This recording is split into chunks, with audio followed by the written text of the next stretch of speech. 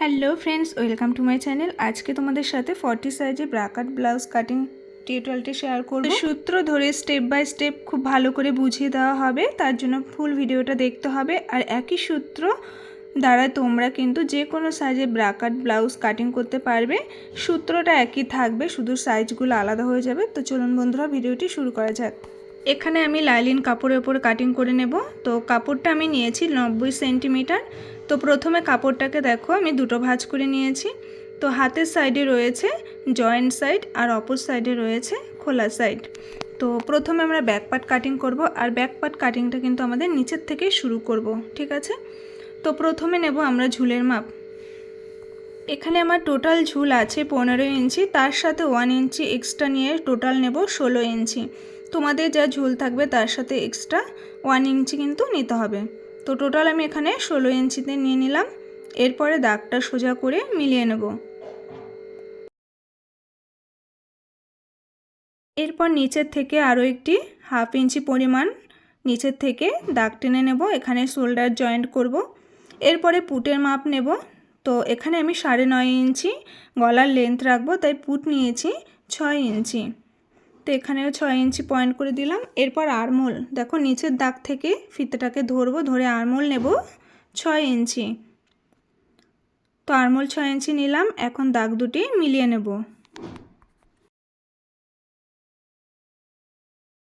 এরপর ছাতির মাপ নেব। তো ছাতি আছে 40, তাকে 4 দিয়ে ভাগ করলে আসবে 10 ইঞ্চি, তার সাথে 2 ইঞ্চি এক্সট্রা।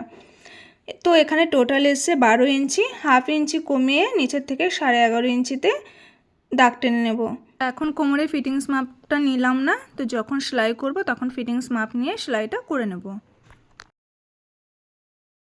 তো এখানে আরমোলের কাছ থেকে দেখো 1.5 ইঞ্চি ওপরে একটি পয়েন্ট করে দিয়ে এই দাগের মিডিলটা নিয়ে নেব, নিয়ে আরমোলের শেপটা করে নেব।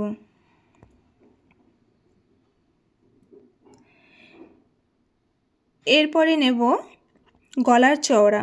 তো গলার চওড়া এখানে আমি 2 ইঞ্চি নিচ্ছি। এখানে আমি ফিতে দেবো না, তো তোমরা যারা ফিতে দিতে চাইছো 2.5 ইঞ্চি 3 ইঞ্চি নিয়ে নিতে পারো। এরপরে গলার লেন্থ নেব 9.5 ইঞ্চি। এখান থেকে চওড়া নেব 3 ইঞ্চি। তো তোমরা যতটা পিঠ খেলানো করতে চাইবে নিচের থেকে চওড়ার মাপটা নিয়ে নেবে। এরপরে দাগ দুটি মিলে এভাবে বক্স করে নিচ্ছি। এরপরে তো আমি এখানে ডিপ গলা করতে এসেছি, তো গোল গলা করব। তার জন্য দেখো এই যে বাইরের থেকে কিন্তু আমি শেপটা দিয়েছি, এটা কিন্তু আমাদের ডিপ গোল গলা হবে। এরপর টেকিং কিভাবে নিতে হবে, তো টেকিং আমাদের কোমরের মাপ যা থাকবে তাকে 4 দিয়ে ভাগ করতে হবে। তো এখানে আমার 36 ইঞ্চি কোমর আছে, তাকে 4 দিয়ে ভাগ করলে হয়েছে 9 ইঞ্চি। তার 9-এর অর্ধেক নিয়ে নেবো এখানে। তাহলে 9-এর অর্ধেক আসলো 4.5 ইঞ্চি। আর ওপর থেকে লম্বা নিয়েছি 5 ইঞ্চি। এবার দু পাশ থেকে 1/2 ইঞ্চ করে 1 ইঞ্চ টেকিং চলে যাবে। তো এখানে কিন্তু আমার ড্রয়িংটা হয়ে গেছে, এখন কাটিং করে নেব। তো এই মাপ অনুযায়ী তোমরা কিন্তু পেপারে ফর্মা কাটিং করেও নিতে পারো, তাহলে সময়টাও বেঁচে যাবে, সব সময় ড্রয়িং করে কাটিং করতে হবে না। তো এরপরে কিন্তু আমরা এই ব্যাক পার্ট দিয়ে সামনের পার্ট কাটিং করে নেব। তার জন্য দেখো কাপড়টিকে এইভাবে ঘুরিয়ে নিয়েছি। তো ব্যাক পার্টটা আমরা নিচে থেকে কাটিং করেছিলাম, আর ফ্রন্ট পার্ট ওপর থেকে কাটিং করতে হবে। তো এরপরে দেখো সামনের দিক থেকে আমার কাটা অংশটি রয়েছে, তো সেইখান থেকে 2 ইঞ্চি আমরা এক্সট্রা কাপড় নিয়ে নেব। তো এবার দাগটাকে সোজা করে নেব। এরপর থেকে আমাদের ব্যাক পার্টের কাপড়টি বসিয়ে নেব। তো এইভাবে কিন্তু ব্যাক পার্টের কাপড়টি বসিয়ে নিতে হবে। নিয়ে শোল্ডারের কাছ থেকে আরমোলের কাছ থেকে এইভাবে মার্কটা করে নেব, করে নিয়ে ব্যাক পার্টের কাপড়টা তুলে নেব। এবার সবার প্রথমে যে 1/2 ইঞ্চি আমরা নিয়েছিলাম শোল্ডার জয়েন্টের জন্য, সেটা দাগ টেনে নিলাম। এরপরে সেই দাগের পর থেকে সামনের গলার মাপ নিয়ে নেব। তো লম্বা নেব এখানে 6.5 ইঞ্চি। তো 6.5 ইঞ্চি নিয়ে নিলাম। এখান থেকে চওড়া নেব 2.5 ইঞ্চি। নিয়ে এবার দাগ দুটি মিলিয়ে বক্স করে নেব। এখান থেকে আমি গোল রাউন্ড শেপ করে নিচ্ছি। তো দাগের বাইরের থেকে কিন্তু আমি শেপটা দিয়ে নেব, তো ভেতর থেকে দিলে কিন্তু গলার শেপটা ছোট হয়ে যাবে।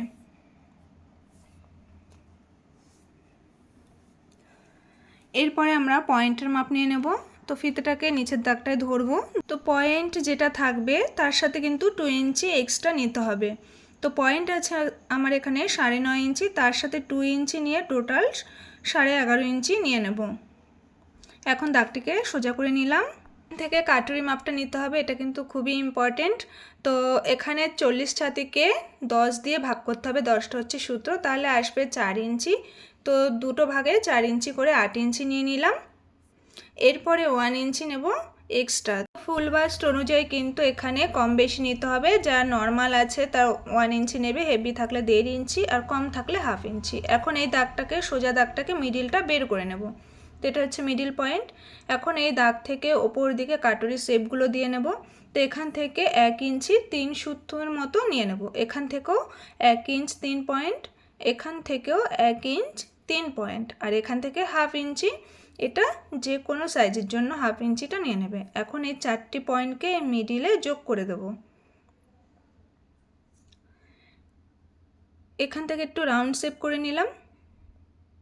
এরপরে দেখো তালপাটির জন্য 1/2 ইঞ্চি নিচে ডাউন করে এইভাবে তালপাটির শেপটা দিয়ে নেব। এরপরে সেই তালপাটের দাগ থেকে নিচের থেকে 2.5 ইঞ্চিতে একটি পয়েন্ট করে দিলাম। এটা কম্পালসারি যে কোনো সাইজের জন্য। এখানে 1 ইঞ্চি নিলাম, এটাও যে কোনো সাইজের জন্য এই দুটো পয়েন্ট নিতে হবে। এখন এই 3টে পয়েন্টকে এইভাবে হালকা রাউন্ড শেপ করে নিলাম। দেখেছো কত সুন্দর রাউন্ড শেপটাও এসছে। তো এখান থেকে 1/2 ইঞ্চ নেব হুকের ঘর করার জন্য। এখন এই দাগটাকে মিলিয়ে দিলাম। তো আমাদের 1 কটরি তৈরি হয়ে গেছে। এখন 2 নম্বর কটরি তৈরি করার জন্য এখান থেকে ফিতে ধরবো 4 ইঞ্চি, 4.5 ইঞ্চি লম্বা নেব। ঠিক আছে, এটা বেস্ট অনুযায়ী আমি নিয়ে নিলাম 4.5 ইঞ্চি। এখন এই দাগগুলো এইভাবে মিলিয়ে দেব। এই দাগটাও এখান থেকে মিলিয়ে দেব। আর এখান থেকে দেখো সামনের দিক থেকে 1/2 ইঞ্চির মতো এইভাবে রাউন্ড শেপ করে নিলাম। তো এখানে আমার 2 নম্বর কটরি তৈরি হয়ে গেছে। এখন সাইডের এক্সপার্টটি তৈরি করার জন্য এখানে 1/2 ইঞ্চি নিয়ে নেব, নিয়ে এই দাগটাকে এইভাবে মিলিয়ে দেব। তো 3 নম্বর কটরি তৈরি হয়ে গেল। তো আরও একটি এটার মাপ রয়েছে, তোমরা এভাবেও নিতে পারো। তো দেখো ফিতেটাকে এইভাবে ঘুরিয়ে এই দাগ পর্যন্ত এসছে 6 ইঞ্চি 2 সুত, আবার এখান থেকে ধরবো টোটাল এসছে 10 ইঞ্চি 2 সুত। তো এইভাবে পুরো রাউন্ড করে তো 10 ইঞ্চি 2 সুত দেখো এখানে এসছে। তো এখান থেকে 1 ইঞ্চি কমাবো, কারণ আমাদের দুটো কাটুরি সেলাই হবে। তো সেম কিন্তু চলে এসেছে। এখন নিচের বেল্টের জন্য লম্বা 4 ইঞ্চ নিয়ে নিলাম। এরপরে ব্যাক পার্টের কাপড়টা এইভাবে বসিয়ে চওড়ার মাপটা নিয়ে নেব। তো এটা হচ্ছে চওড়ার মাপ নিয়ে নিলাম। এখন দাগগুলো এইভাবে মিলিয়ে নিয়ে এই শেপটা অনুযায়ী 2 সুতো নিচে এইভাবে ডাউন করে শেপটা করে নিলাম। তো 4 নম্বর পার্টও আমাদের তৈরি হয়ে গেল। তো এখানে কিন্তু আমার সমস্ত ড্রয়িং করা হয়ে গেল। এখন কাটিং করে নেব। তো তোমরা কাটিংয়ের ভিডিওটা আগে দেখিয়ে দিয়েছি আমি প্রথমেই। তো এই যে এখানে আমি দেখো কাটিং করে নিয়েছি, তোমরাও একই রকমভাবে কাটিং করে নেবে। এরপরে হাতা কাটিং করে নেব। তো দুটো হাতা একই সাথে কাটিং করব, তাই কাপড়টাকে কিন্তু 4 ভাঁজ করে নিয়েছি। তো হাতের সাইডে আমার জয়েন্ট সাইড রয়েছে, জয়েন্ট সাইড থেকে ড্রয়িংটা করব। তো হাতা যতটা লম্বা থাকবে তার সাথে 1 ইঞ্চি এক্সট্রা নিতে হবে। তো এখানে আমি টোটাল 10 ইঞ্চি নিয়েছি, সেলাই করার পর 9 ইঞ্চি হবে।